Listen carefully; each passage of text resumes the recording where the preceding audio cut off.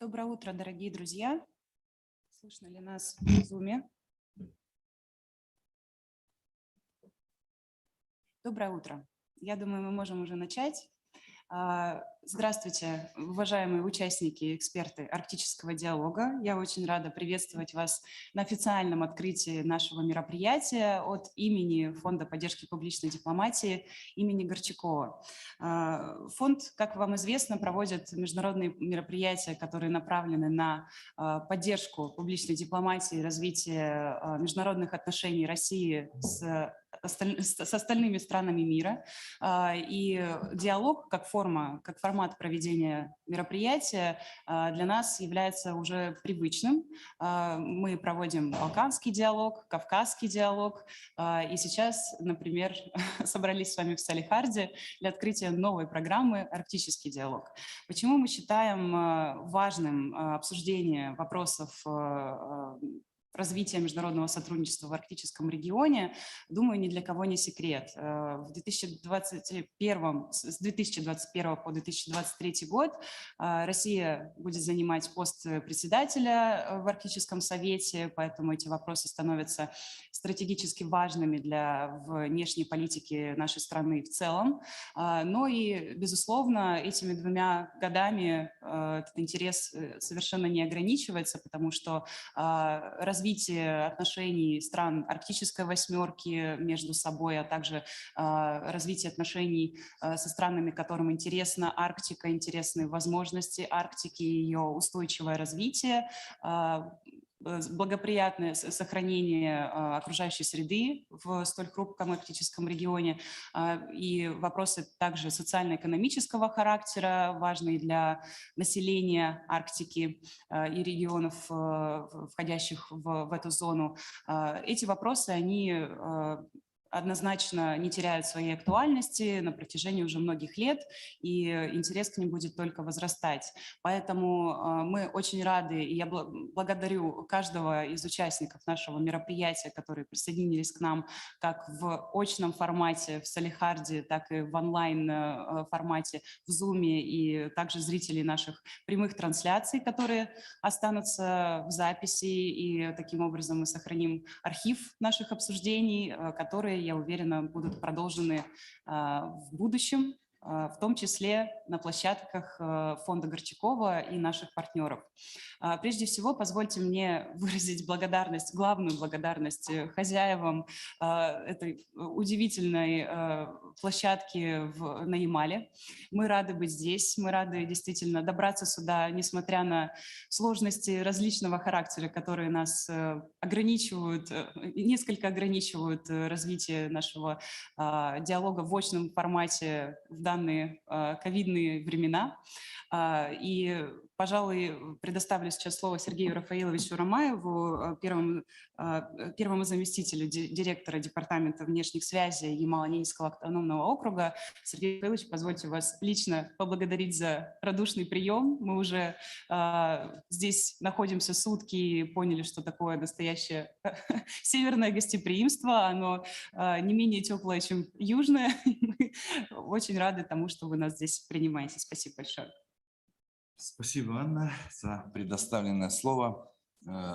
Дорогие участники сегодняшней программы, уважаемые эксперты, я рад приветствовать вас на территории города Салехарда, можно сказать, центрального арктического региона России, Ямало-Ненецкого автономного округа. Если вы посмотрите на карту, то действительно мы находимся прямо в середине. Поэтому говорить о транспортной доступности можно, конечно, все-таки в центре российской Арктики. Это ничего, как куда лететь очень далеко. И не Магадан. Но, с другой стороны, Арктика, все наши регионы объединяются именно одним территориальным нахождением. Мы все понимаем, что Россия – это все-таки северная страна, поэтому большое значение и уделяется территории арктических субъектов, потому что здесь очень много природных ископаемых, ну и прочих богатств. Вот, ну, я вначале хотел, конечно, вас поздравить с тем, что вы все-таки нашли время, возможности, силы можно сказать, средства, чтобы приехать на, несмотря ни на что, нам на Ямал. Я надеюсь, что в ходе вот этой программы I hope that during your event you will achieve substantial results. You're all young experts, graduate, postgraduate students. You will acquire more knowledge. You will learn more about the Arctic. Even if you knew very little about the Arctic before, I think in just a couple of days, you will feel like the Arctic is near and dear to your heart. And by the time you have to leave, you will have fallen in love with the Arctic. The Gorchakov Foundation has provided this dialogue with top-level experts, so you will have the expertise to delve into the deepest matters. So once again, my best wishes to you.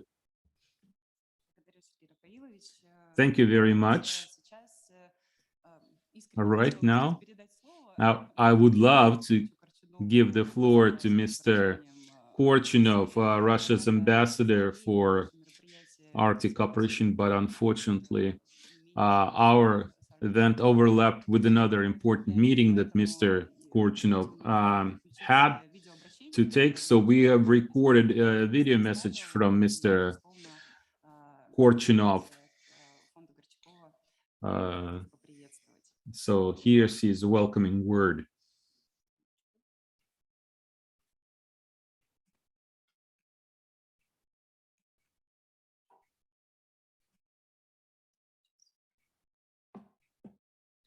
Just a second.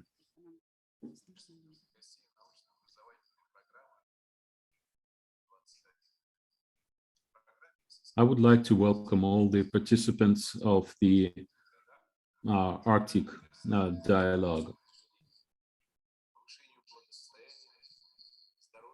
Russia's chairmanship in the Arctic Council in 2021-2023 will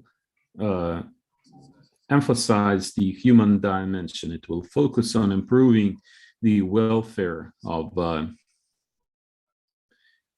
the people living in the Arctic territories.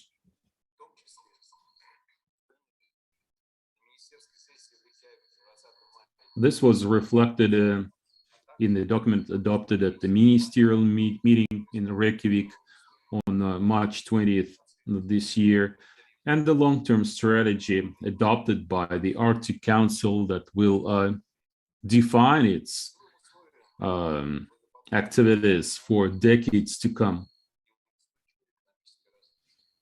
Russia will focus on the matters of sustainable development during the term of its chairmanship in the Arctic Council.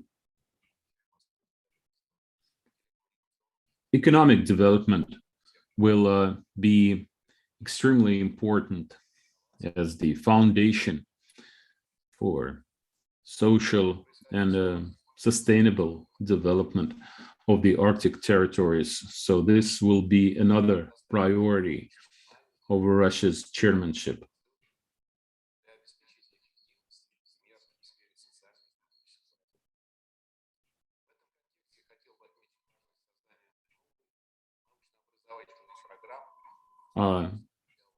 I would like to mention that your program, the Arctic Dialogue, can play an important role in these matters.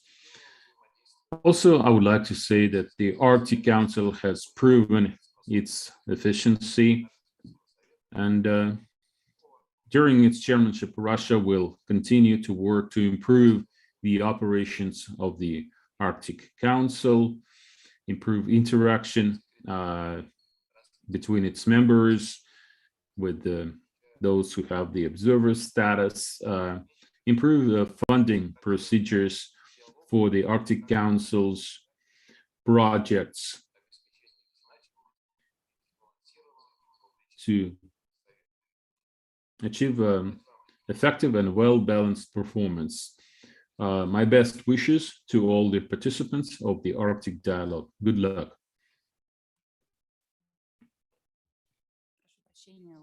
Apologies for those watching online. We had some technical issues, and still, I hope that you were able to get the gist of this message, even though we had a very bad echo, very good quality of the audio.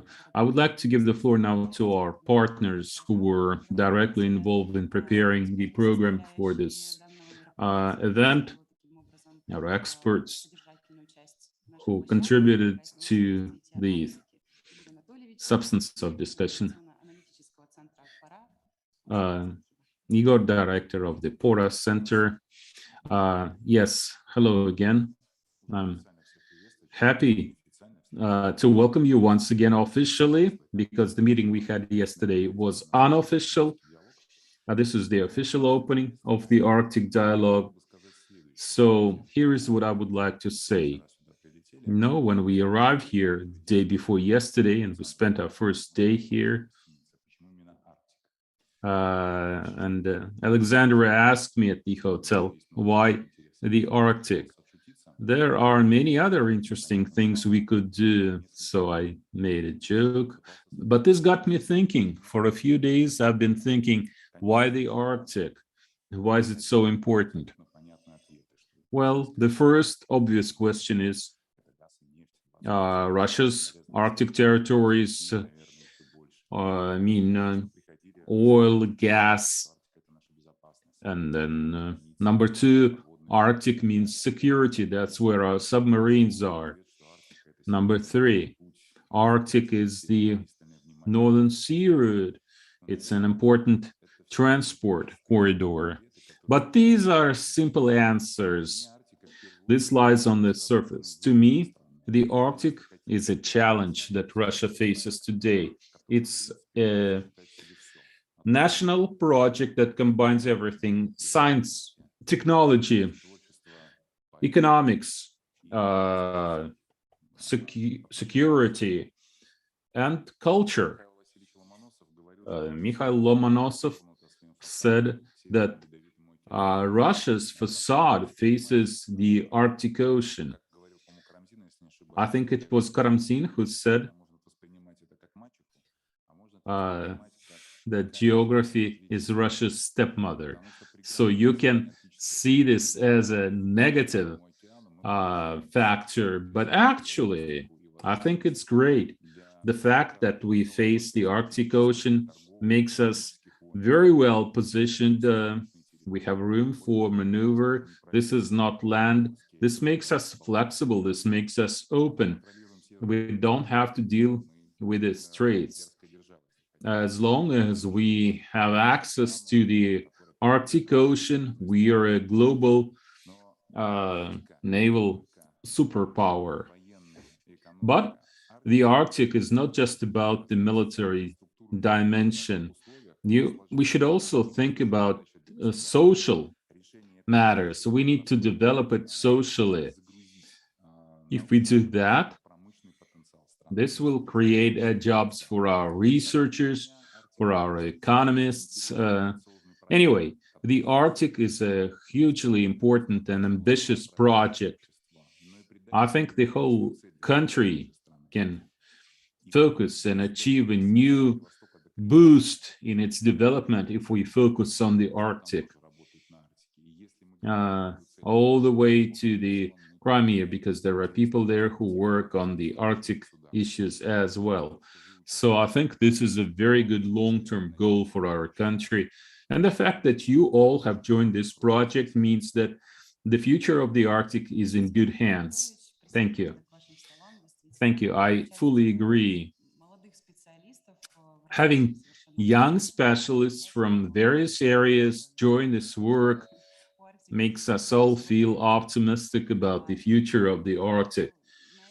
I suggest we end the official opening of our event here, and we start our substantive discussions. And our first discussion will deal with important matters of Russia's chairmanship in the Arctic Council. And we have a number of experts with us. Currently, I don't see all of our online speakers in Zoom, but we've still got 10 minutes before we were supposed to start, so we can use these 10 minutes to start our discussion here in this room, and then they'll join us later. So I'll say a few words by the way of opening remarks. I've already mentioned the subject of our discussion. I would like to say that Russia's chairmanship will have a number of priorities. And number one, this will be the human dimension. As Ambassador Gorchakov said in his welcoming address, Russia will focus on sustainable development and social development of Arctic territories, environment, scientific diplomacy. These are all priorities of Russia's chairmanship. So, at the same time, let's face it, developing this kind of dialogue on matters that are universal and supranational, this dialogue faces the situation where there are certain issues between Russia and certain countries. All the members of the Arctic Council have introduced sanctions against Russia. They're members of the North Atlantic Treaty Organization. We should be aware of that. And in our discussion, when we talk about security matters, we should be aware of that. And we'll talk about this later on. But for right now, I would like to ask you, do you think it is possible to continue cooperation in the Arctic?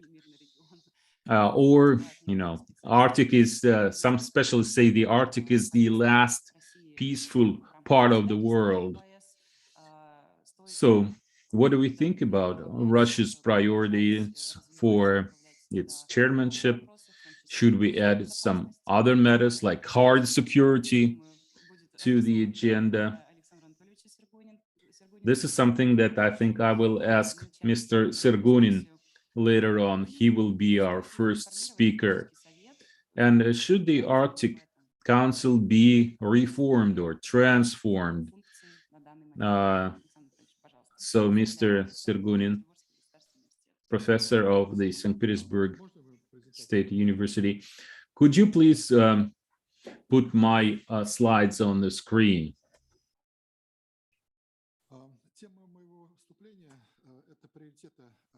I will talk about the priorities of Russia's chairmanship in the Arctic Council.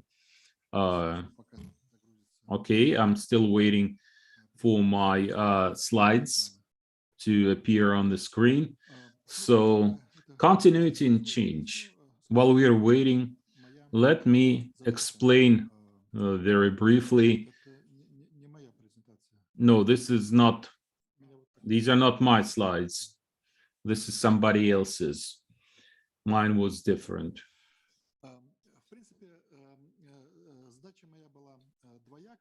So I had a dual goal. Number one, yes, this is the right slide. Please skip on to make it full screen. So, what did Russia inherit from the previous chairman? Will it continue implementing the promises given by previous chairman? Do we agree with them? And what are the new things that Russia has introduced in its agenda? Next slide, please. So, I created a table so it is easier for us to compare you see two previous chair countries, Finland and Iceland, who directly preceded Russia. Let's take a look at their priorities and Russia's priorities. What do they have in common? Even the number of priorities is the same. 4 priorities for all the countries, but the order is different. For example, with Finland, their top priority was environmental protection in the Arctic, which is no surprise because it was Finland who initiated the creation of the Arctic Council. It was a founding member. They were the ones who initiated the strategy for environment protection, and this strategy was actually the predecessor of the Arctic Council. And for a very long time, the matters of environment protection were the top or the only issue on the agenda of the strategy and then of the Arctic Council in the early years. So Finland tried to remind everybody of the top priority according to them, putting environmental protection first. The number 2, they had connectivity, communication networks and services in the Arctic. This is primarily information technology. These matters are also very important. No question about that, especially for Russia, considering how huge Russian Arctic territories are. Number 3, Circumpolar, Meteorological, and Oceanographic cooperation. Again, this is certainly very important for the Arctic Council, for all the Arctic nations, and not just Arctic nations, by the way. It affects the entire northern hemisphere. The situation in the Arctic affects weather around half of the world. That's why, for example, China say they are a near Arctic nation, even though China is very far from the North Pole. But the situation in the Arctic affects the weather situation in China directly. So cooperation in this area would require not only 8 Arctic nations working together, all the other parties, especially those with financial and scientific resources, should get involved. And number 4 was education. And it's not just Finland, all the Arctic nations think that education is a lever we can use, like Archimedes, to turn the world around.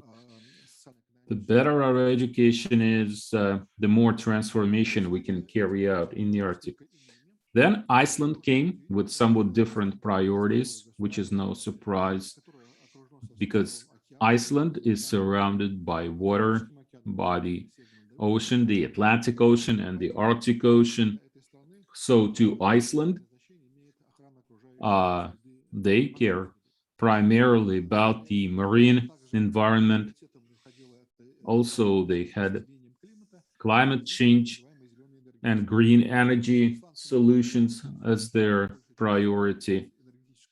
And it's easy for Iceland to talk about these matters because they have a lot of geothermal power stations.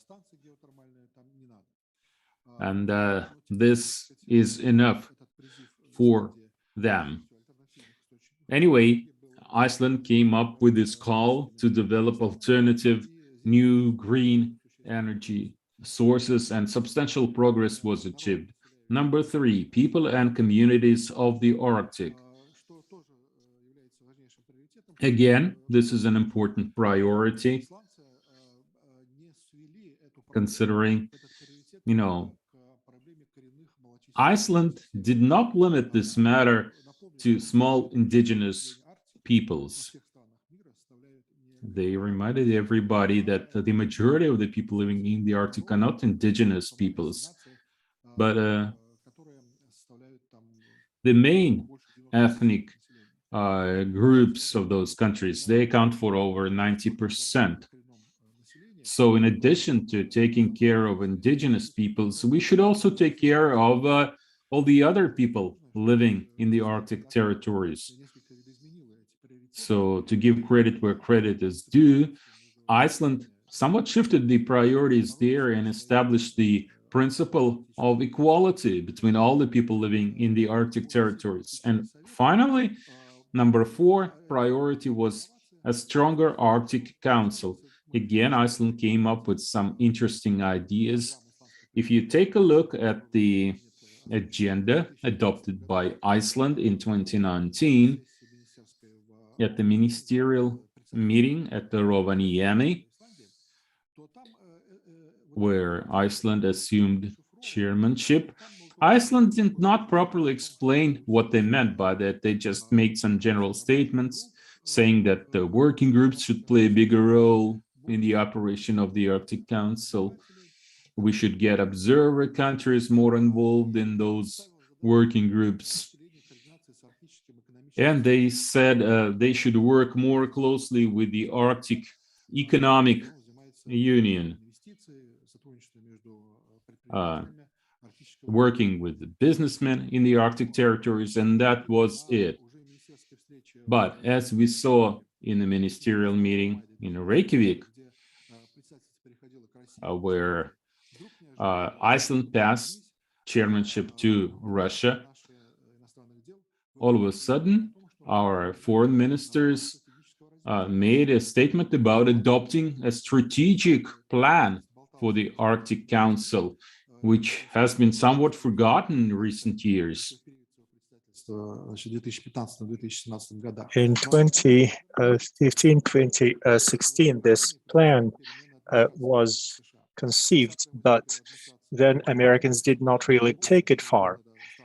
Then, under Obama administration, David Bolton, who was the chief executive in the Arctic Council, looked into this, but when he was removed from the Arctic Council and nobody was appointed under Trump administration from the US side, Michael Pompeo, the Secretary of State, put everything on hold. When Iceland was no longer the chair, American administration changed again, and Joe Biden administration gave the green light to that plan. The Finnish were also prepared to support it, although they did not want to use this council as a venue for serious collaboration, because there was a lot of confrontation there. So the plan was adopted and Russia had to change the agenda on the fly during its period of chairmanship. As of Russia's chairmanship, we see the same 4 priorities. However, they come in a different sequence. Priority 1 is people of the Arctic, including indigenous peoples.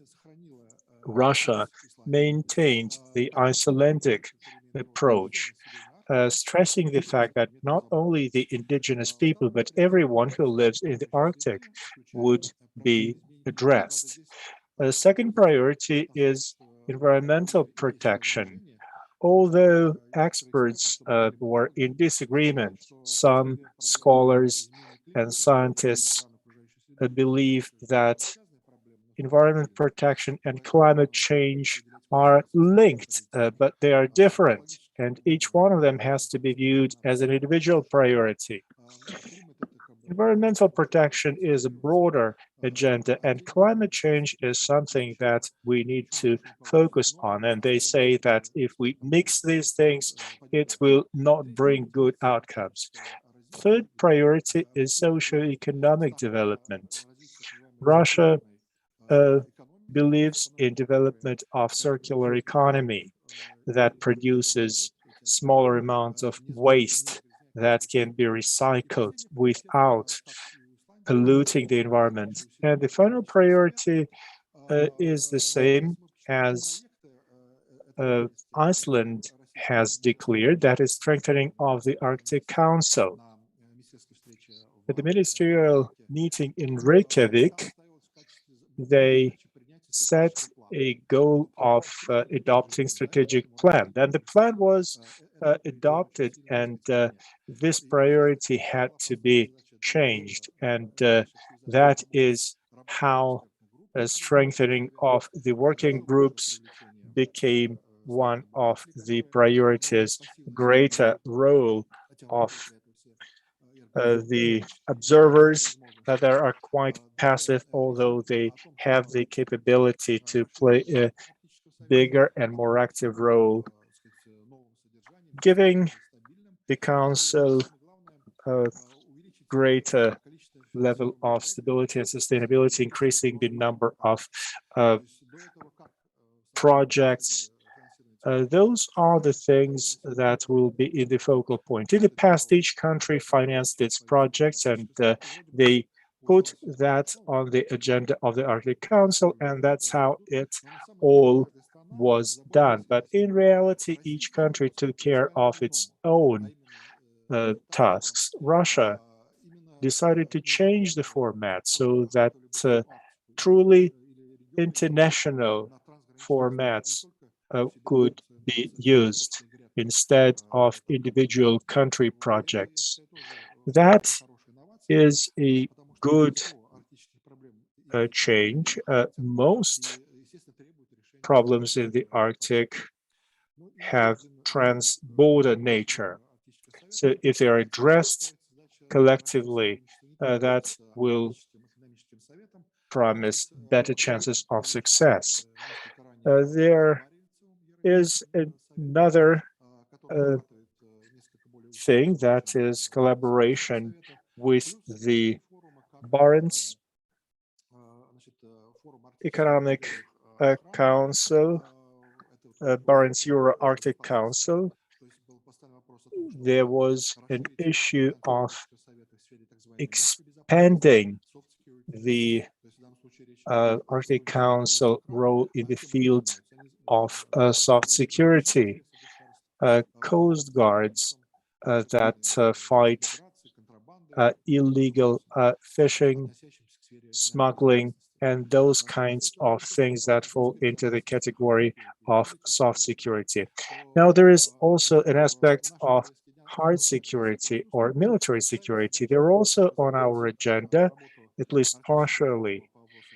The Arctic Security Forum's work should be revived. It stopped working with Russian participation after 2014. Some NATO countries have meetings, but Russia does not participate. And also, we would like to resume the meetings of chiefs of military staff.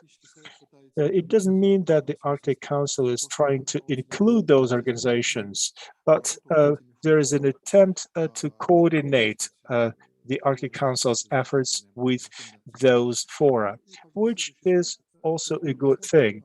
And now let's go to the next chart that provides greater level of detail in Russian priorities during the period of chairmanship. In the left-hand side, you can see the Arctic Council strategic plan, strategic goals. That's the plan that takes 10 years, 5 chairmanships. In the middle, you can see the priorities as they were described in the concept of the Russian chairmanship. This was a decree of the Russian government that was passed 3 weeks before the ministerial meeting in Reykjavik on May 2021 of this year. And on the right-hand side, you can see what I said earlier, the final Russian chairmanship's priorities that have been announced in Reykjavik. Later, greater level of detail was added, and some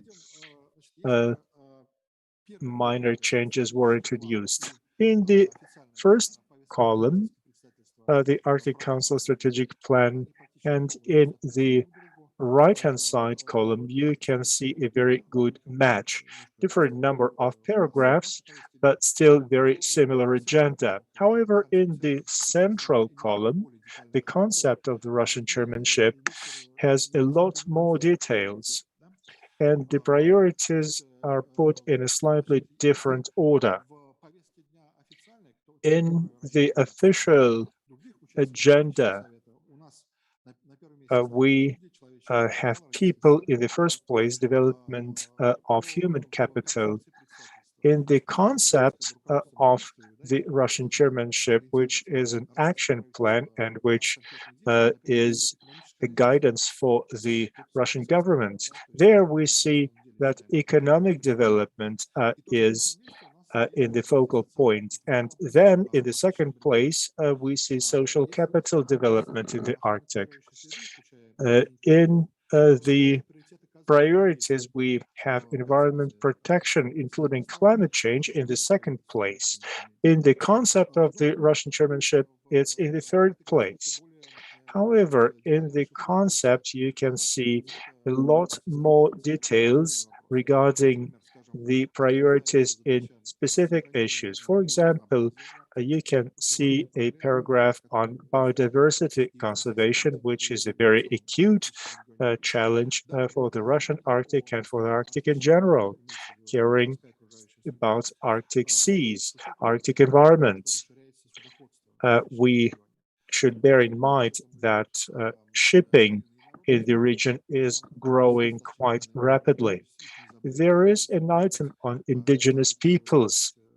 They may not be the top priority. However, there's a lot of attention given to the indigenous people and especially the interaction between indigenous peoples and corporations that have business in the Arctic. We have a special standard for interaction between corporations acting in the Arctic and the indigenous people. Companies, corporations have to follow this standard. That includes a number of stringent requirements.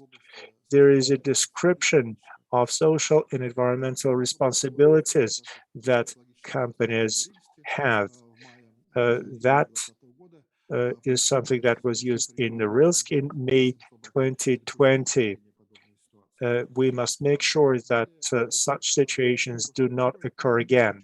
Then we have infrastructure development and sustainable Arctic shipping. President Putin has set very ambitious goals regarding shipping in the Arctic. That area sees very strong development, and of course there is a need for more infrastructure to be put in place, and of course there should be no harm to the environment. There is an important item on emergency situations prevention, and all countries should have potential and capabilities for that. Item 9, international scientific cooperation, is very important in my opinion. The Russian government has adopted a plan before the meeting in Reykjavik, and it includes very detailed language on that. Meetings between science and education ministers that will be held in St. Petersburg this fall. Joint expeditions will be organized. Captain Dranitsin icebreaker is going to be put into pack ice, and it will drift towards Greenland with scientists aboard that ship. There are plans to build a special ice platform that will be home to a large international expedition. There is another project to build a polar station that will use hydrogen as fuel. The name of that station will be Snezhinka. The plan was signed in 2017, and it includes measures for greater level of international cooperation in the scientific field in the Arctic. We see a lot of new varieties of diplomacy. There's environmental, cultural diplomacy. Now we see scientific diplomacy, and Russia is trying to play a leading role in this. There are several other priorities: Arctic youth, Arctic tourism, culture and sports development in the Arctic. In all those fields, there are plans to hold various events. Our friends from Yamal can tell you about such events that have already taken place this year, and they have plans to hold more. There are some mismatches in the concept of the Russian chairmanship and the Russian chairmanship's priorities that have been announced internationally. This program is quite realistic, and it is full of specific actions that will really be good for the people, that will be good for the Arctic, that will improve the well-being of the people living there. That brings me to the end of my presentation. Thank you. Thank you very much, Mr. Sergurin.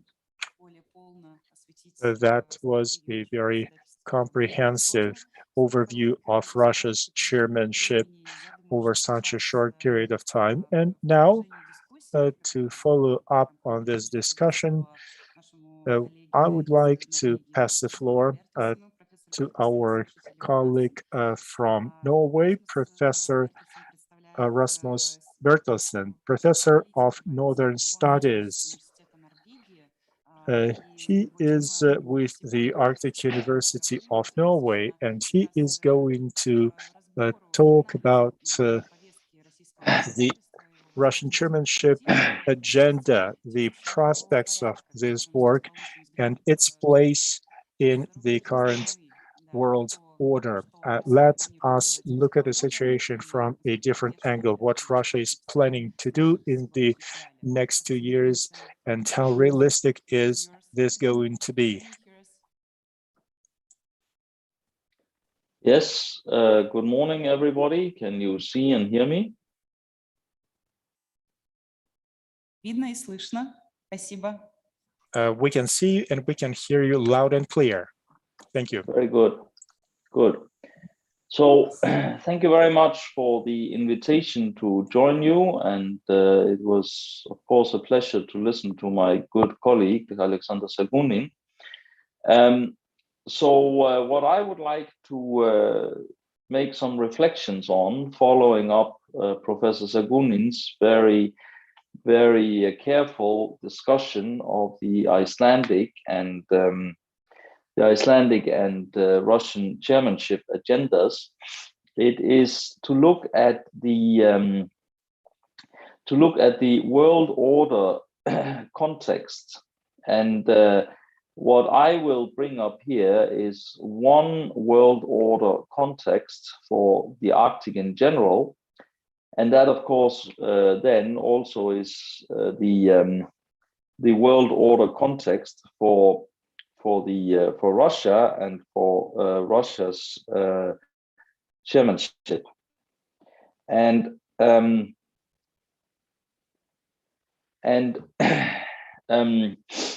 as I was introduced, I'm a professor of Arctic International Relations at the Arctic University of Norway in northern Norway, and right now I'm speaking to you from Paris because I am guest professor at the Sorbonne University in Paris this year.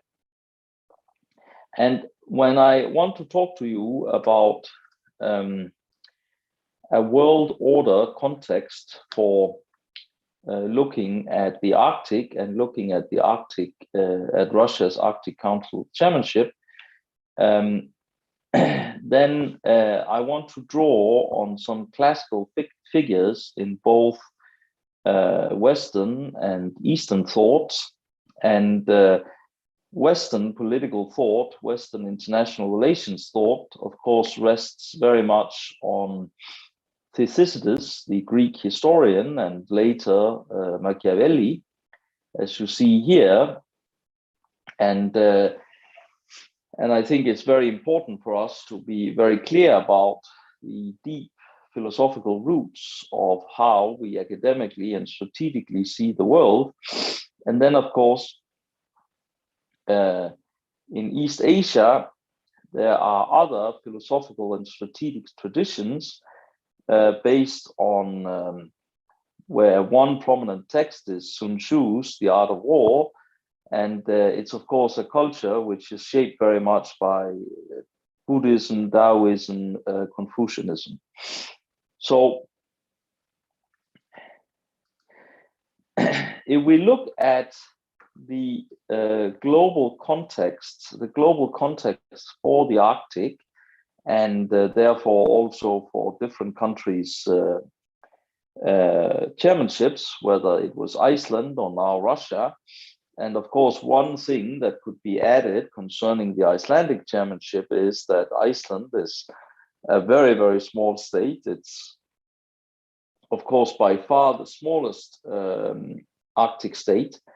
And Iceland is, of course, extremely dependent on its relationship with the United States.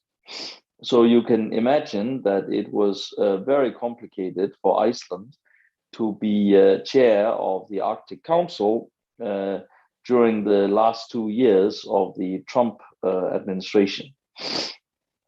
But the context for the Arctic and the context for Iceland's, now Russia's, next I think it's Norway's Arctic chairmanship is the way the overall international system is changing, and therefore how world order is changing. And the big thing happening in the international system and in the world order is, of course, that we are ending the post-Cold War unipolar system where the United States was the single superpower, and we had a unipolar international system, we had a unipolar world order, and that was also very much reflected in the Arctic.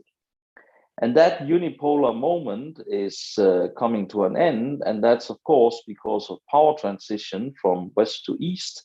It's because of the return of especially Asian economies to their long-term historical place in the world economy. And it is especially the return of China to its historical place in the world economy. And a few illustrations to illustrate that. You can see the map in the top left corner, and it says there are more people living inside this circle than outside of it. So the world's demographic center is East Asia, Southeast East Asia. And all other things equal, demography should equal economic activity. And if you look at the graph to the bottom left, Asia's share of global GDP 1700 to 2050, it's from the Asian Development Bank in Manila. And you will see that into the 1800s, Asia was more than half of the world economy. Now, of course, the world economy today is much, much, much, much, much bigger than the world economy in the 1800s. These are relative figures. Then you can see in the 1950s, 60s, Asia was less than 20%, world wars, imperialism, etc. Today, Asia is about a good third of the world economy, and by 2050, Asia should be more than half the world economy again. And for students, well, you can think about how old you're going to be in 2050. Personally, I'm going to be 75 and probably retired. But students, you can think about that 2050, that may be the peak of your career, and that you will live your working lives in a world where Asia will become 50% more important.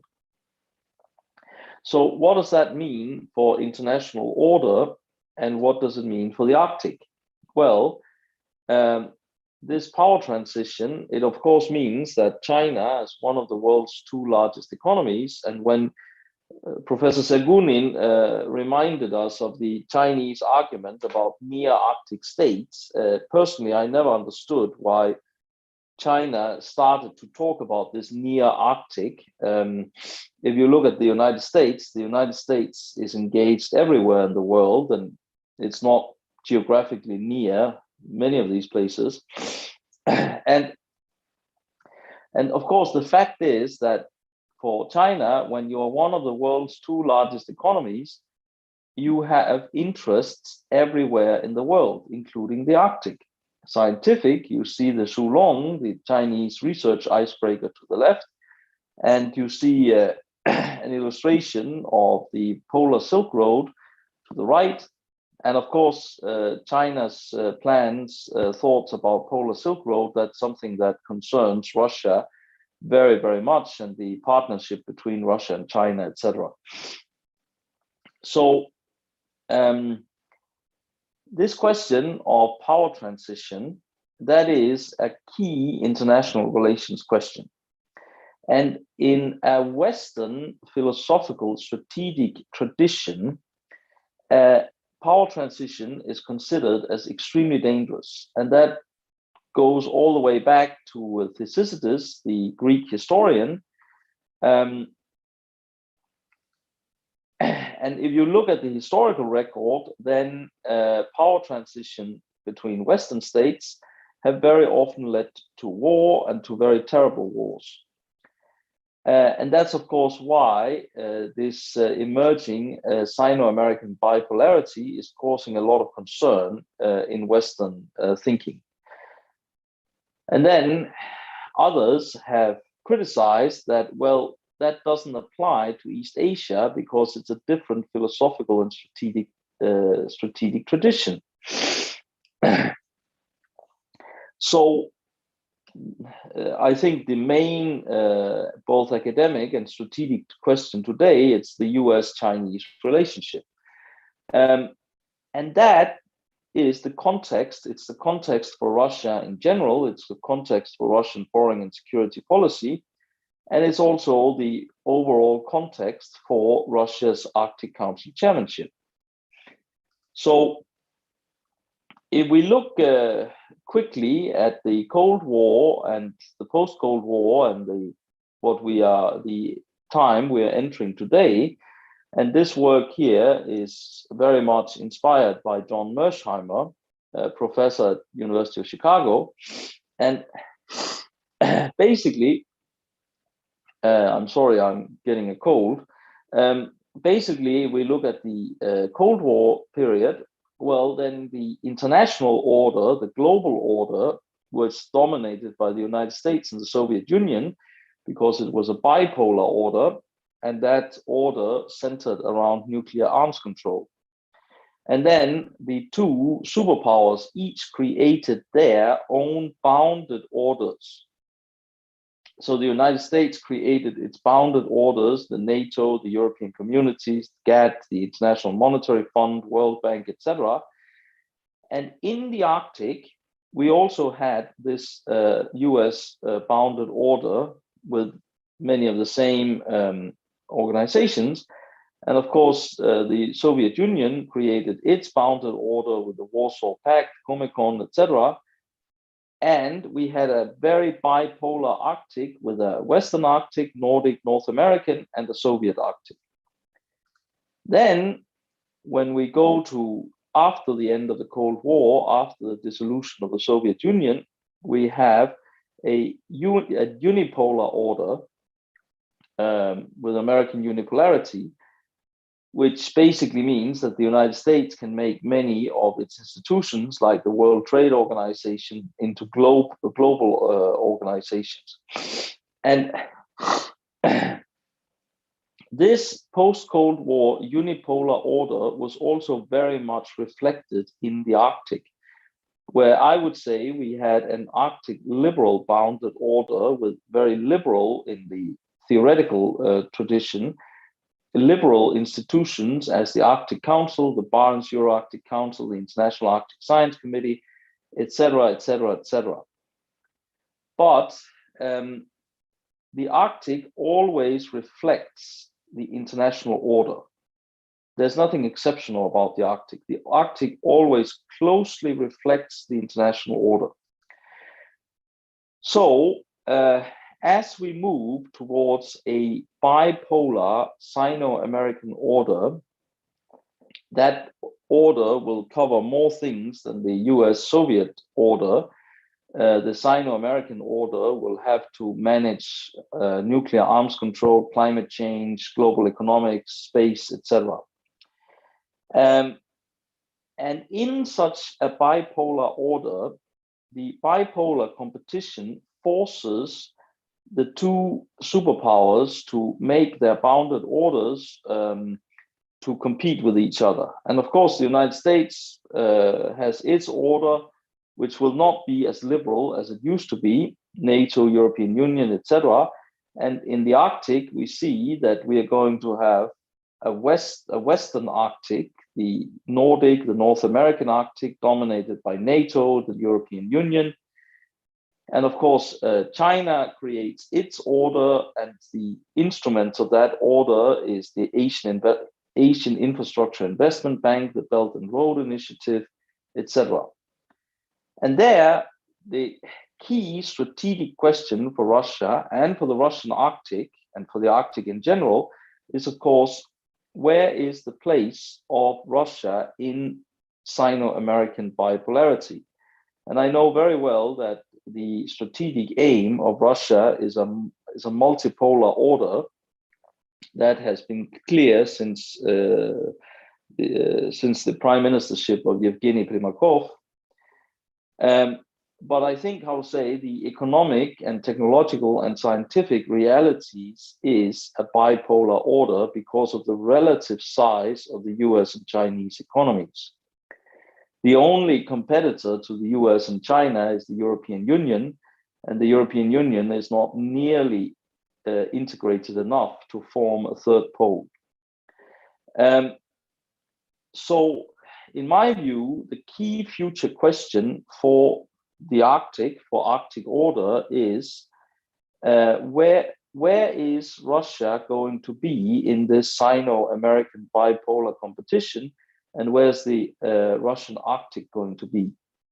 There's no doubt that the Nordic Arctic, the North American Arctic, is completely integrated, completely dominated by the American bounded order.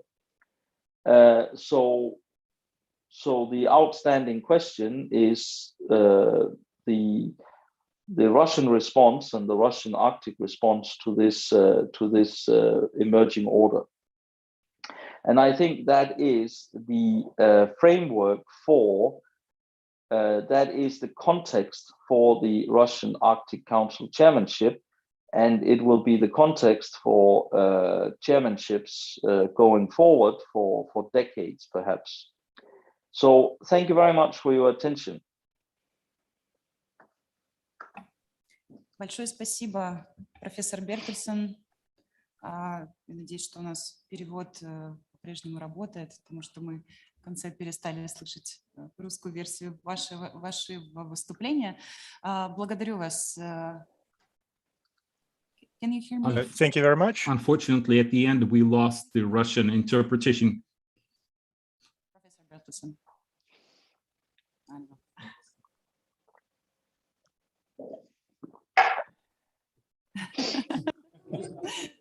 Мы слышим переводчика, да, на русском языке, это значит все наладилось, да, все в порядке. Well, we hear the interpreter in Russian. This means everything's fine. Professor Bertelson, as a moderator, I would like to ask you a question.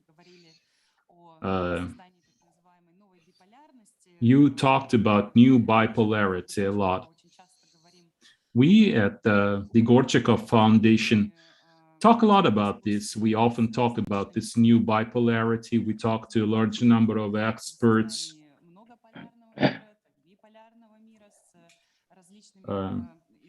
who talk about we talk about multipolarity with the number of poles. So my question to you is as follows. You're talking about bipolarity that involves the US and China. So what should, we would like to see what you think about Russia's role in this. Can Russia use the Arctic and the capabilities that it has in the Arctic as a kind of an ace, a trump card to become one of the poles in the new multipolar world? What do you think about that?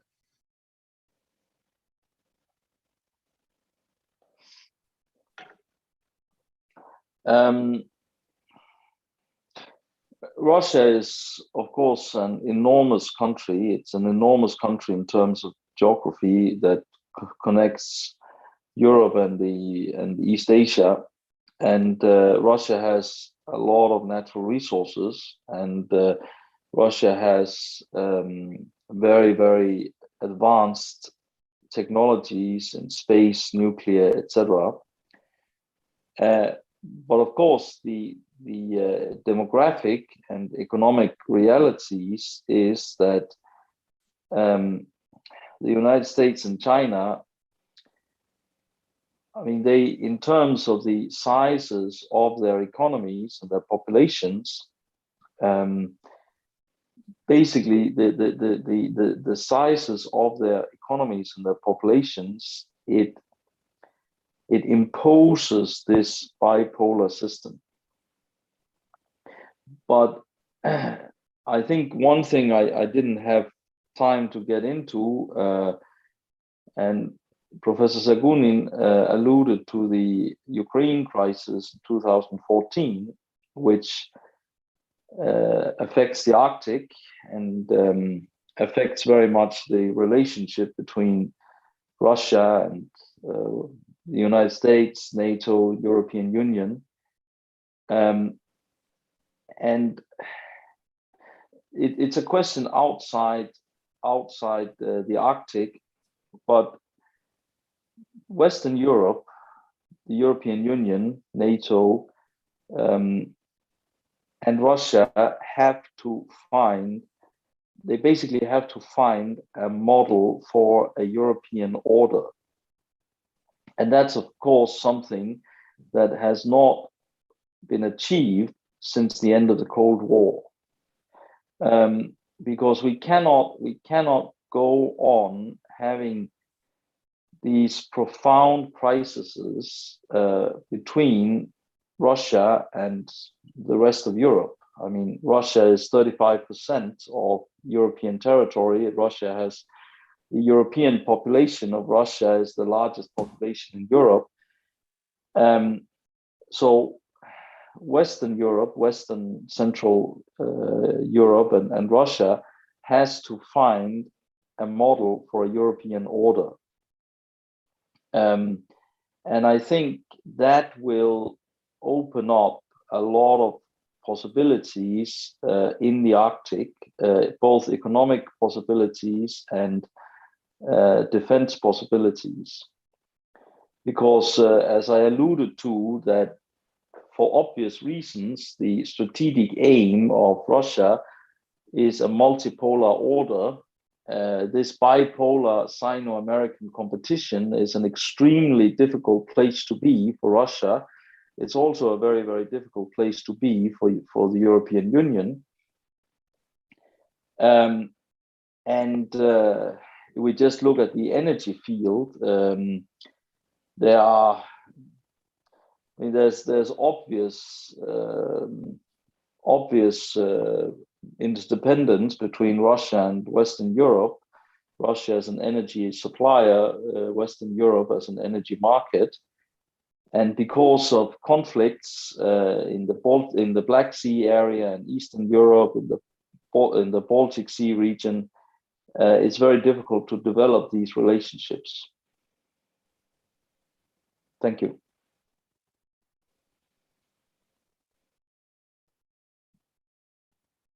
Большое спасибо. Спасибо, профессор Бертельсен. Thank you very much, Professor Bertelsen. Maybe we could also revisit this issue later on if our participants want to get into that. But right now, let's move to our next speaker, who's joining our discussion now. Head of the Arctic Development Project Office, Nikolai Daronian. Mr. Daronian, the floor is yours. Thank you very much. I'd like to say, oh, I should be closer to the mic. Is that okay? Could you please put my slides on the screen? I would like to say a big thank you for organizing this format. Our organizers have invited young people from various countries, and this gives us hope for our future. When I was a young person, when I was a college student, I never participated in events like that. So it's really great that people from various countries who share this kind of interest can get together and have discussions. As we talk about challenges and priorities in the Arctic Council under Russia's chairmanship, I would like to dig a little deeper than Professor Sergunin, just a little bit though. And I would like to draw your attention to the origin, the roots of the Arctic Council. We all remember the famous speech that Mikhail Gorbachev gave in Murmansk in 1987. It was called the Murmansk Initiative in the West. On the one hand, it was a run-of-the-mill speech. Gorbachev talked about perestroika and domestic issues in the first part, and the second part of his speech dealt with international issues, especially militarization of the Arctic. Let me just give you two quotes from his speech. This was 34 years ago. Militarization poses a major threat. A new radar has been installed in Greenland in violation of the international agreement. The Canadian government intends to increase its military presence in the Arctic. The United States conducts military exercises very close to Russia's Arctic borders. This is what Mikhail Gorbachev said 34 years ago, and the situation is pretty similar today. But that speech by Mikhail Gorbachev gave start to Finland's initiative that Professor Sergunin referred to. Finland was looking for its niche, its place in the bipolar world. And the first meeting took place in Rovaniemi. That was the foreshadow, the prototype of the Arctic Council. In his speech, Gorbachev talked about these issues. He also said that we welcome the initiative by Finland. The Soviet Union suggests starting consultations between the Warsaw Pact and NATO on reducing military activities in the Baltic, Northern seas and the Arctic Ocean. So these initiatives initially had the military dimension. It started as a security issue. But when Finland came up with the idea of the Arctic Council, Finland focused primarily on environmental issues. As we all know, the Soviet Union did not care much about the environment. It was focused on mining and developing its economy. Environmental matters were neglected in the Soviet Union. So before the 1996 Ottawa Declaration was signed, working groups were established, and most of those working groups focused on environmental issues. The military dimension was not officially present in the Arctic Council. However, it was always kept somewhere on the margin. Countries were mindful of that because you have the Soviet Union or Russia, and you have NATO countries in the Arctic Council. So it was a major step forward when countries that are not part of the Arctic region were admitted to the Arctic Council. We talk about China, and just yesterday I found out that at least 3 of our participants today will talk about China in their reports. China is a key player in the Arctic today. And Professor Bertelsen talked about this. China will now play a major role in Arctic affairs. Okay, what makes Russia unique in the Arctic? We have the biggest territory. We have the biggest city within the Arctic Circle. We all have the most populated Arctic region. We have a long history of living in the Arctic. We have the biggest diversity of indigenous peoples in our Arctic territories, about 40 different peoples, different ethnic groups living in the Arctic in Russia. We have this unique transport route, the Northern Sea route. We have the largest icebreaker fleet, and we have some unique Arctic technology. Nuclear power, for example. We have the first floating ship-based nuclear power plant. And we have a number of economic projects relying on this kind of technology. So Russia has its own unique way of developing Arctic territories, and Russia is willing to share its experience with other countries. Now, let's talk about Russia's strategy without getting into the priorities of Russia's chairmanship in the Arctic Council. I would like to go back to 2020. The strategy of developing the Russian Arctic zone and national security in the Arctic. I represent an organization that provided its recommendations for this strategy.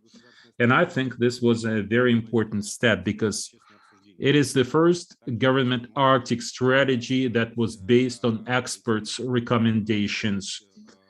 The government got together with scientists, researchers, experts, and listened to their recommendations. Of course, there is a lot of difficult language in the strategy, but it reflects what Arctic territories really want to achieve in their development. And the primary focus of the Arctic strategy is improving living conditions in the Arctic, improving the quality of life for people living in the Arctic. And of course, this is one of the priorities of Russia's chairmanship in the Arctic Council. So there's this little contradiction here. Initially, the Arctic Council was all about the environment, but now, 25 years later, it became very clear that Russia cares primarily about the quality of life, about living standards for people living in the Arctic, creating convenient urban environment like what we saw in Salihard these days. Also improving conditions for indigenous peoples who don't live in cities, who live in rural areas. So what is Russia's slogan for its chairmanship? Unofficially, I could like to break it down as follows. Responsible governance for a sustainable Arctic. Responsible means we rely on best practices. What would be best? What would work best? So the Arctic could develop in line with our strategy until 2035. Governance. What is governance all about? We want to improve the quality of our governance, make it more efficient in dealing with operators in the Arctic zones. Last year, the government adopted a new regulatory document on economic liability for companies working in the Arctic. This is one of the elements. And the third element, sustainable. Different countries understand sustainability in different ways. Russia's vision is, in addition to environmental issues, we should include social issues as well, because this is important. We should not neglect or forget social issues. They're part and parcel of the environmental agenda. The interests of humans should be always our top priority. Now, a few words about challenges. Here, I would like to move on to Russia's priorities, and I will give you an unofficial version of Russia's priorities. You will not find it in the official program. Environmental issues, sure. We have a huge Soviet legacy we need to get rid of. A lot of military hardware has been buried in Karst Sea and other Arctic seas. And we know about the northern sea route risks. For example, you may have heard the report saying that Nike will not use the northern sea route. You might ask, what do sneakers have to do with the northern sea route? But those are political statements, because they blame Russia. They say, they criticize Russia. What if your ship breaks down and there will be an oil spill and this will cause huge damage to the environment? You won't be able to limit the spill, and we don't want to use the northern sea route. Well, if you talk like that, you should ban all sea shipping around the world. The Suez Canal, we all know what happened there. Anyway, so Russia's chairmanship wants to address all those issues. Militarization, again, this is very important. You see the picture of our military base on Franz Josef, and our partners in the Arctic Council had a lot of questions about this base. We will deal with the militarization issues. Non-Arctic states' interest. Again, this is very important. China, and not just China, Japan, India, other countries in Asia, they're all eager to enter the Arctic and play an active role there. And finally, the voice of the indigenous peoples. Like I said, Russia is very diverse. We have a large number of indigenous ethnic groups. And there are actually similar ethnic groups using similar languages in other Arctic countries. This is also important for Russia, because Russia is often criticized for neglecting indigenous peoples and their interests. Anyway, very briefly, this is my version of Russia's priorities. Environmental. In July, Russia introduced the Clean Arctic Initiative.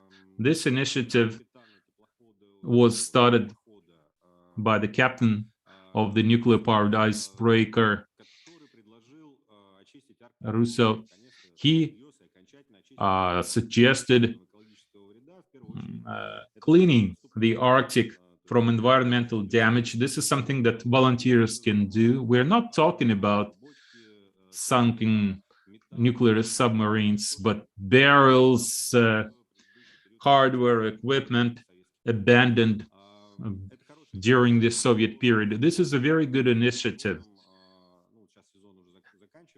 Well, currently the summer season is over and the winter is coming, but we had groups of volunteers, groups of activists during the summertime collecting this kind of garbage from rivers, from the coast, and this is a very good initiative. We'll continue doing that. Then military dumps clean up. I know that the Defense Ministry will also continue working on this program because this affects Russia's reputation as well. You know, we have nuclear submarines sunk in northern seas. This was just, they were buried underwater carelessly, and we have to fix that. More oversight, stricter oversight over companies operating in the Arctic territories. This will also be a priority. We have mentioned the new standard for liability for economic players. There are a number of initiatives by several government agencies. So in its chairmanship, Russia will pay attention to that. Next, responsible maritime policies. Russia agrees with the demands of international organizations to use a cleaner, greener fuel gradually. We need to shift our diesel icebreakers will gradually shift to greener fuel. And of course, it will take a lot of time because Russia has a large fleet of icebreakers, but the Russian government is aware of the risks this creates for the Northern Sea route, the risks of fuel spills. And finally, infrastructure building. Meteorological stations. Unfortunately, we lost 2/3 of our stations that we used to have during the Soviet period along the coast. Russia will also deploy a number of satellites, a constellation of satellites monitoring the weather situation in the Arctic, ice is melting, etc., and also creating a network of rescue centers. If something happens along the Northern Sea route, it will be up to Russia to rescue this vessel. Next, de-escalation. This is a complicated matter. Russia is back to the Arctic. The picture of the military base in Franz Joseph, it's just one example. Our Air Force is being redeployed to the Arctic. And our partners in the Arctic Council, of course, are worried by this. They're anxious, but I think Russia has the right to protect its borders, staying within the limits of its territory. So the decision was made to create a joint command led by the Northern Fleet. This means that Russia will give priority to its navy in the Arctic. And like Mikhail Gorbachev said in 1987, we still want to de-escalate. Let's get to the table. Let's work out the rules for living together in the Arctic. It is important, I think, that Russia comes up with this kind of initiatives. Cooperation. Professor Bertelsen already had the picture of this icebreaker. It often comes to the Arctic. Chinese researchers measure ice, study Arctic ice, salinity of water. They're interested in all those things. They want to build a scientific station to start their development of the Arctic. But China won't be able to do that without Russia. Of course, Russia protects its national interest. The Northern Sea route is not an international transport corridor. It's Russia's sovereign route. And we have some examples of cooperation with China. I think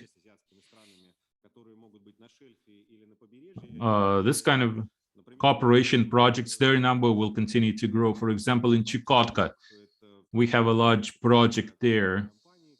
We're working with a Kazakh company. It's so big that Rosatom, Russian nuclear agency, designed a special floating station. They want to build a floating nuclear power plant for this project there. And Northern Sea route will continue to develop. All the key documents, all the key strategies always include the Northern Sea route as a priority. So Russia will definitely focus on developing the Northern Sea route as an important transport artery and supporting indigenous peoples. Russia's doing a lot for that. Russia has an action plan for preserving indigenous languages. We helped create, there is a small ethnic group in Timur, only 220 people left and only 30 of them speak their original language. So we help preserve their writing, their language. This is just one example of the projects that Russia does in the Arctic. We really pay a lot of attention to that. Also, we will support a number of cultural projects and digitization. Actually, I would like to say a big thank you to you. The first register of indigenous peoples was done here in Yamal. And this will enable us to distribute aid to indigenous peoples in a better and more effective way. This brings me to the end of the presentation. I have a summary chart. Without Russia, it would be impossible to act the Arctic. We have unique skills, we have political will and state strategy in the Arctic. I believe Russia can change challenges into opportunities. This is something that I am ready to discuss. Thank you very much. Thank you very much.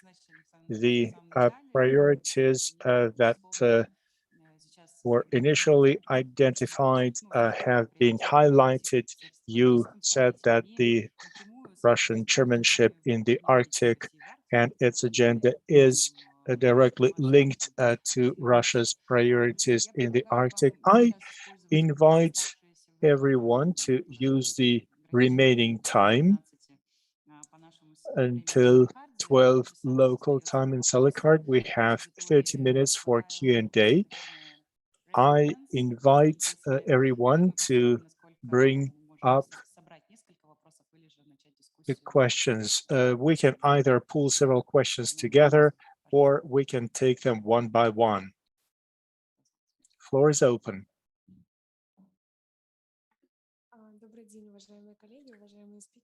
Good morning. Thank you very much to all presenters for the talks. Very interesting indeed, and I have a lot of questions. I have one for Mr. Daronian. It has to do with sustainable development of the Russian Arctic and the 2035 development strategy. I care about the Arctic standard. I have heard of this term, but I do not know if there is a specific language for it. Is it something necessary to support infrastructure in proper shape, in proper state, to build new infrastructure. There is another question. It also has to do with 2035 strategy. It has to do with offshore oil production.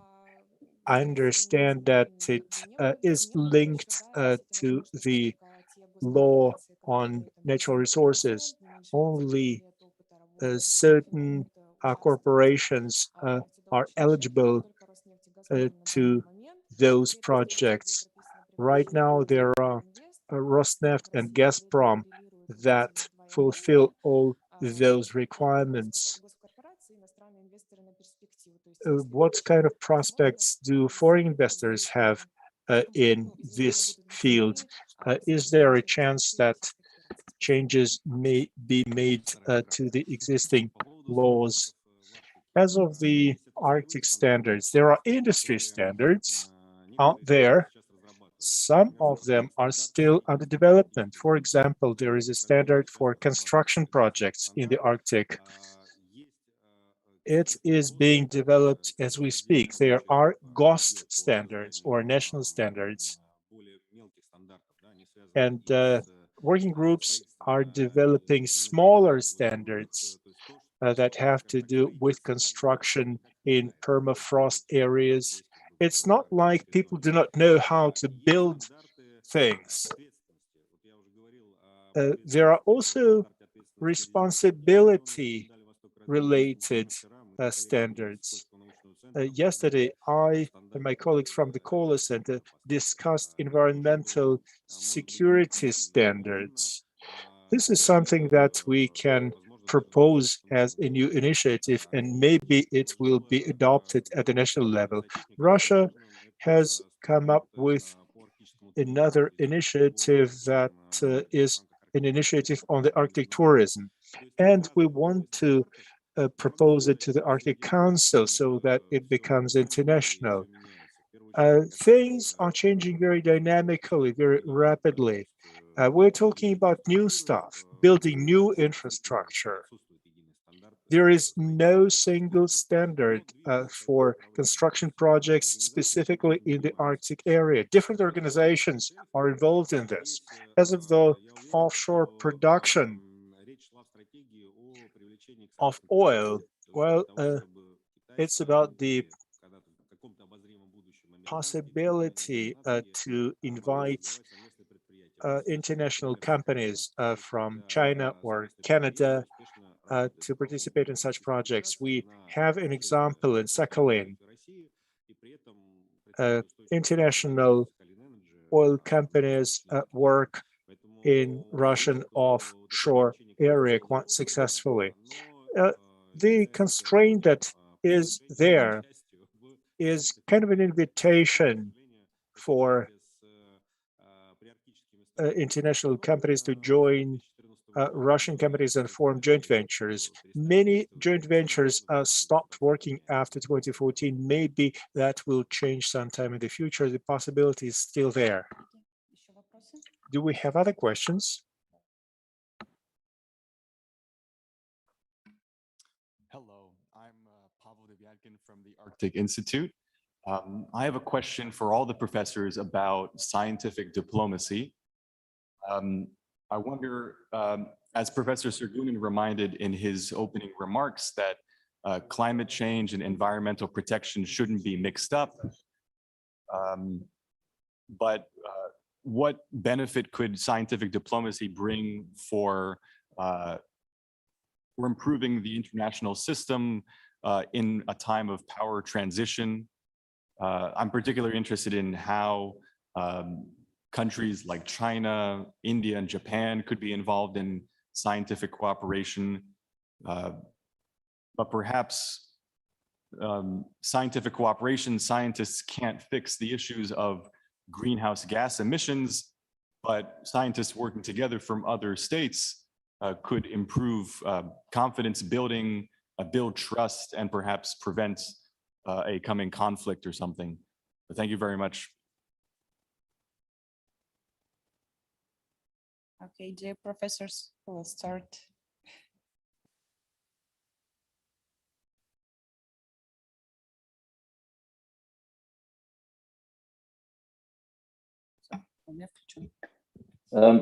I can go ahead. Shall I answer? Профессор Бертельсен, пожалуйста, да, у нас пока технически. Please do, Professor Bertelsen. Well, thank you very much. It's a very good question, and in my presentation, I did not talk about science diplomacy, but that's actually one of my areas of research, and I'm here at Sorbonne as part of a Horizon 2020 EU project on European science diplomacy. And the question mentioned the potential for science diplomacy for building confidence and trust and avoiding conflict. And those are very good points. But I have to say that I'm quite pessimistic myself about the potentials for science diplomacy in this world order that is emerging, because this scientific cooperation, it basically has to be tolerated from all sides. And I myself, I have a lot of both teaching and research cooperation on the Arctic in China and also in Russia. And this is cooperation which I enjoy very much.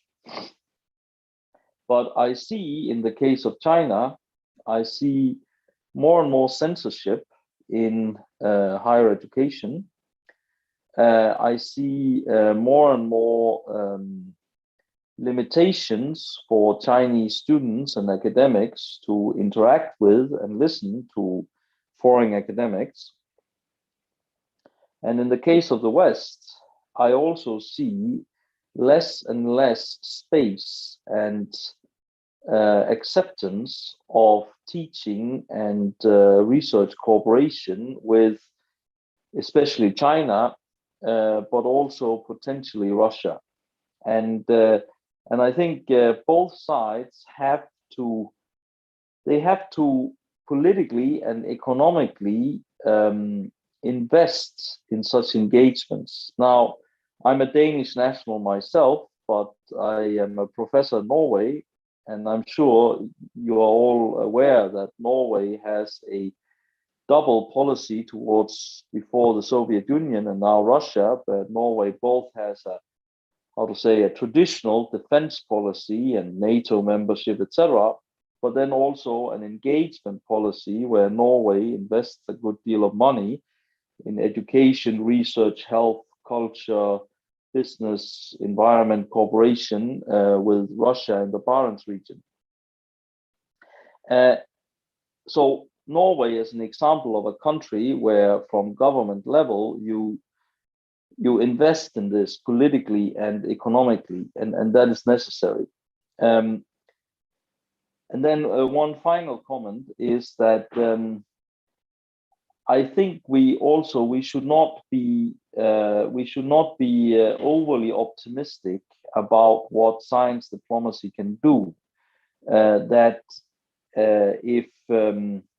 If you have this stronger engagement, then you will have the trust and confidence. I think we should simply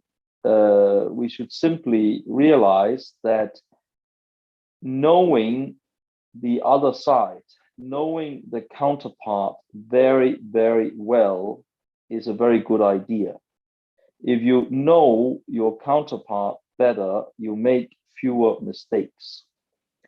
And let that be my final point. I think many people confuse understanding somebody else with sympathy.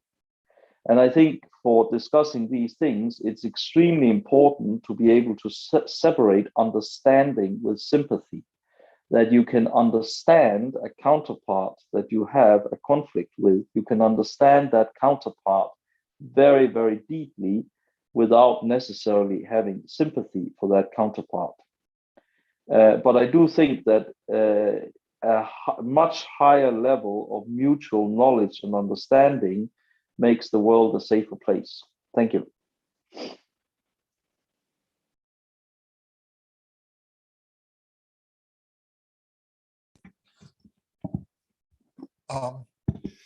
I'd like to distinguish between two parts of Pavel's question. The first one is how different countries understand or view the Arctic science diplomacy, the nature of this diplomacy, and secondly, the priorities for Arctic science diplomacy and international cooperation in the field of science in the Arctic region. As far as the first issue is concerned, there are three basic understandings of Arctic science diplomacy. The first one, I would say, it's a technocratic or instrumentalist understanding of Arctic science diplomacy, which is just as an extension or expansion of normal international scientific cooperation in the Arctic region. And that kind of understanding is inherent basically to the natural science scientists or specialists. They believe that Arctic science diplomacy should promote, should enhance international scientific cooperation in the Arctic. The second understanding or the second interpretation is that the Arctic science diplomacy is an instrument for the soft power strategy of specific countries. And to my understanding, for example, China and Russia, they share that vision at the official level. And these countries believe that Arctic science diplomacy is a continuation or instrument of soft power strategy in the region. And finally, there is a vision of Arctic science diplomacy as an instrument for public diplomacy or new public diplomacy, which, in contrast with the traditional state-centric understanding of diplomacy, is based on that the target audience for Arctic science diplomacy should be not another state, but non-state actors within the foreign countries. And that kind of understanding of Arctic science diplomacy is inherent to the countries such as the United States, for example, Canada, United Kingdom, which are very active also in the Arctic region. Also, it's not an Arctic state itself. As far as the second part of the Pavel's question is concerned, I mean, the areas, the priorities for international scientific cooperation in the Arctic. Of course, first of all, the major issues they are related to the climate change implications, climate action in any form of climate mitigation, climate adaptation, or a very popular theme recently is the climate engineering, active methods, how to influence climate processes which are going on in the Arctic region.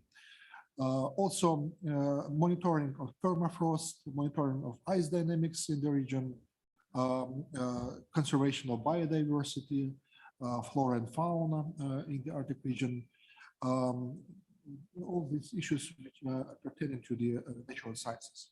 But also the interesting trend over the recent years is the increase of interest to the social and the humanitarian dimensions of Arctic politics. I mean, the social sciences became an active player in the region, and it's interesting that the International Association of Arctic Social Sciences, association which holds every 3 years Congress. The latest, the most recent one was in Archangельsk. So this is also an interesting phenomena because the social scientists became actively involved into the research and the international Arctic science cooperation.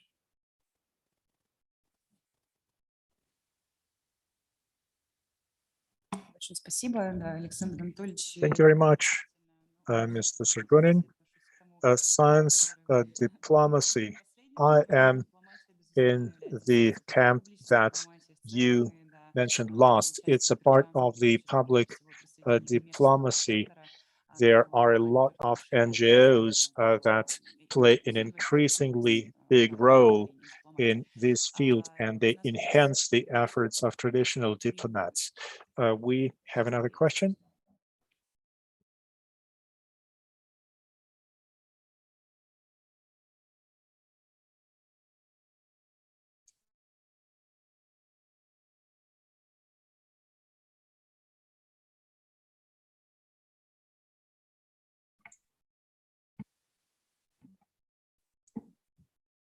Только мой. Олег, если можно вас попросить here.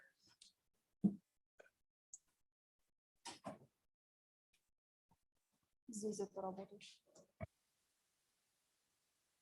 This one works. Thank you. This goes to everyone, I believe. Maybe the Norwegian one is most corporate, but you'll figure this out. So Russia and the EU has conflicts, as you all talked about, in the Black Sea, Balkans, as well as Eastern Europe in general, especially Ukraine. With the Nordic, I talk about Norway, Iceland, Finland, and Denmark, highly influenced in the Arctic. Is there any difference between the relationship with the Arctic countries and other EU countries? Which different approaches does these countries have to Russia? And could these countries improve the relations between the EU and Russia? Relations.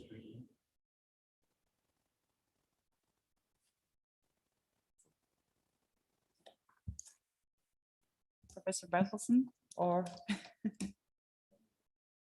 okay. Well, if I can start very quickly, Мне of course, кажется, что есть разница в взаимоотношениях между There's a difference in relations between the Nordic countries and other EU countries. First of all, that has to do with the fact that we have a border with Norway in the north, and we have collaboration in the Barents Sea region.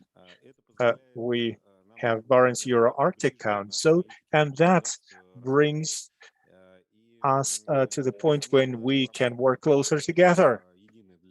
There are challenges that are common for all of the Arctic, and they are very relevant to the Nordic countries. We share understanding of these challenges.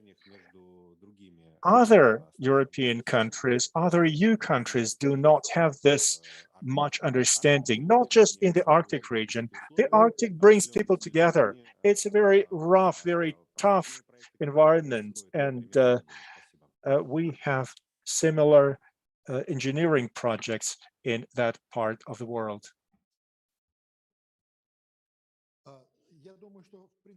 I think that there is a difference between different countries in Europe and their relations with Russia. Norway, like Iceland, are not members of the EU. They have different priorities. Norway is a NATO member, and that matters a lot. Norway is a true US ally in NATO.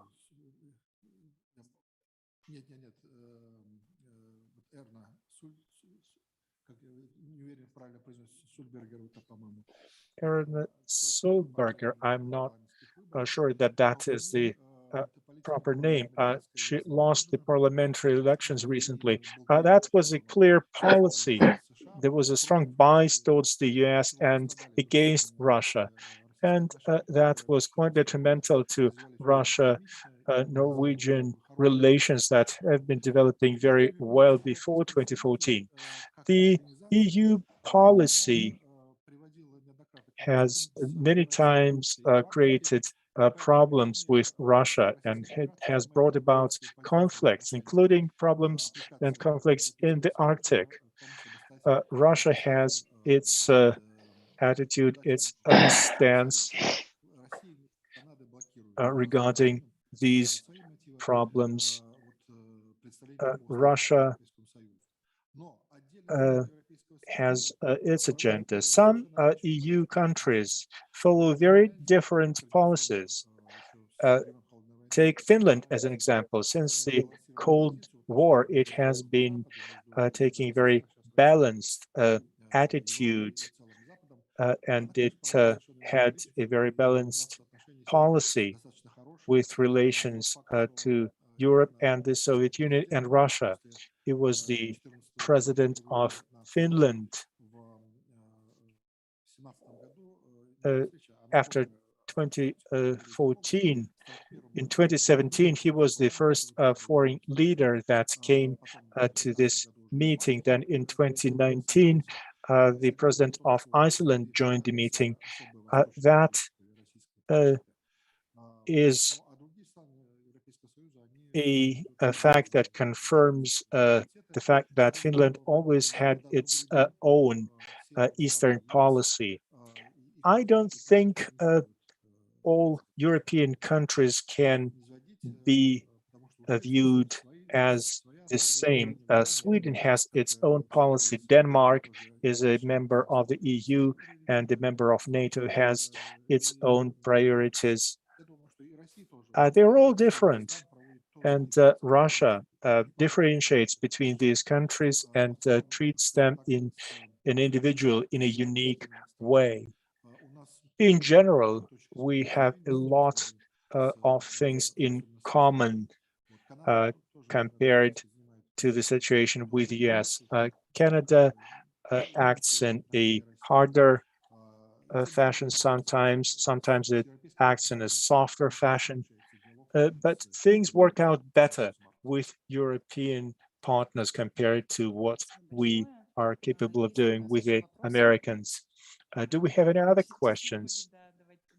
Can I add something? Я бы хотела поблагодарить всех спикеров за ваши доклады. И, наверное, мой вопрос будет адресован... I would like to say thank you to all speakers, and I have a question to Mr. Sergunin. Thank you very much for telling us about the priorities that Russia has in the Arctic, but maybe you could talk a little more about the first priority, support for the indigenous peoples of the North. What kind of initiatives is Russia going to launch? How important is this? Why Russia has made this priority number one compared to the initial agenda it had? Well, the first priority is called people in the Arctic. It's not only indigenous peoples of the North. I told you that specifically, like during Icelandic chairmanship. This is a broader angle. All people who live in the Arctic, not just the indigenous people, have to be taken care of, and their problems have to be addressed. Of course, we all understand that indigenous peoples are in a unique situation and they face serious risks associated with their languages that may become extinct. Their mode of life is changing. They have problems at different levels. They have not so good access to healthcare. They have serious gender problems. There is a very strong difference between career opportunities and learning opportunities for different genders. It is very different from what you see in other national groups. Russia, at the time of its chairmanship, sets very ambitious goals. What specifically Russia is going to do for the indigenous peoples, you can read in the two strategic documents. One of them was mentioned by Mr. Daronian when he talked about the priorities and the 2025 program. And there is the basic strategy. That is another document that has a whole chapter on indigenous peoples of the North. And you can find a lot of interesting stuff there. Those documents, though, are not legally binding. They are not laws per se. They are